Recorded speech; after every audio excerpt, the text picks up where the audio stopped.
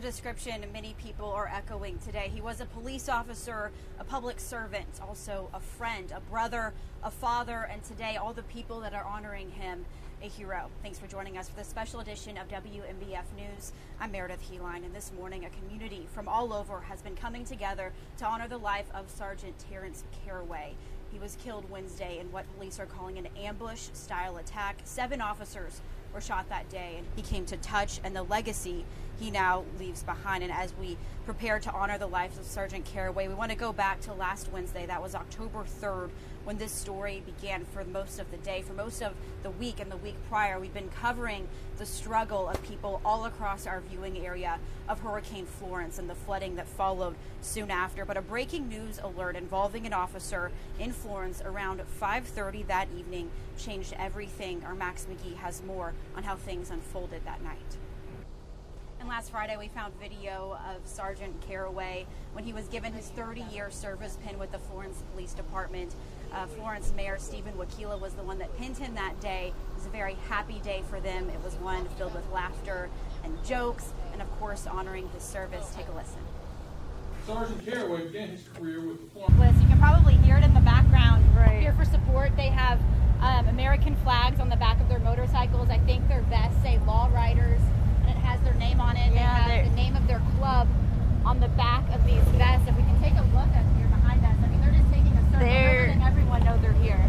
Yeah, it's an incredible feeling to just see the community come together really through these tough times. Really, and not even just the community, but all over the place. Yeah. I think our photographer Dustin is showing you guys what we just were looking at. I mean, there's probably at least 20 of them still taking a loop. And of course, hear anything. I think that was just the last one. I mean, at least 20 of them that were started clearing us as Amy was talking there. So again, this is hitting everyone from all over the place, and it also hit home for a police chief in St. George. That's near Summerville, South Carolina, and Chief Brett Camp is from Florence and actually trained Sergeant Carraway. And last Friday, the shaken, emotional chief had a chance to speak with our sister station. And in awe of their courage as well, and that of the unwounded officers who were with them. And we've seen so many examples of the Florence community coming together to find strength in Sergeant Carraway's death. You've heard from Amy, Aaron, Patrick, Nia. All of that is evident here today. There are still people walking in. It's approaching 11:30. That funeral will be starting at noon, and we will be taking you live there. And last Saturday, our Amy Kawada brought us the story of how one organization honored Sergeant Carraway's life and sacrifice out on the soccer field.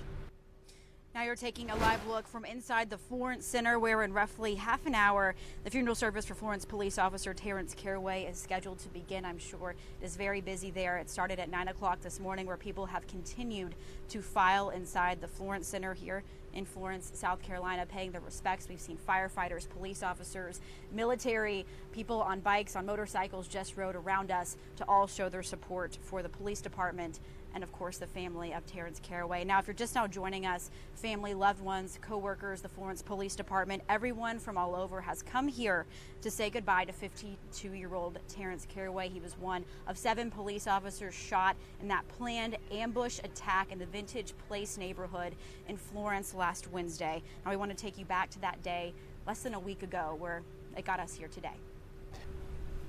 And WMBF News has had team coverage on Sergeant Carraway's funeral since early this morning here at the Florence Center. We've been speaking with people, meeting with people who knew him or maybe didn't know him at all, but have been touched by the death of him. And Nia Watson's now joining us live. She's been meeting people all morning. And Nia, exactly how have the people that you spoke with been touched by him?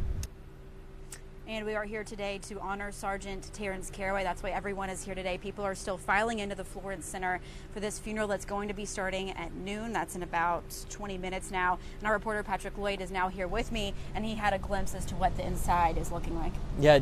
And as we continue to learn more about Sergeant Carraway, what we've learned most is he wasn't just a police officer, he wasn't just a father, a son. He was very active in his community. He was a role model, and our Aaron Edwards had the chance to speak with people he knew today to learn more about the mentorship roles that he played in multiple communities, not just Florence. Yeah, Meredith, a lot of people I spoke. It definitely is a sight to see, and I feel like it also speaks volumes to Carraway's character, because it's not just, he was nice, he was friendly. You just heard that man saying you know, he made an impact on the community, that he made people feel important. Yeah. And I feel like that really does take a special person to always make someone feel that way. It does. So, all right, now we're going to send things to Eric Weisfeld. He's in the WMBF News studio. We have just about 12 minutes before this funeral service is going to get underway here at the Florence Center. Hey, Eric. Hey.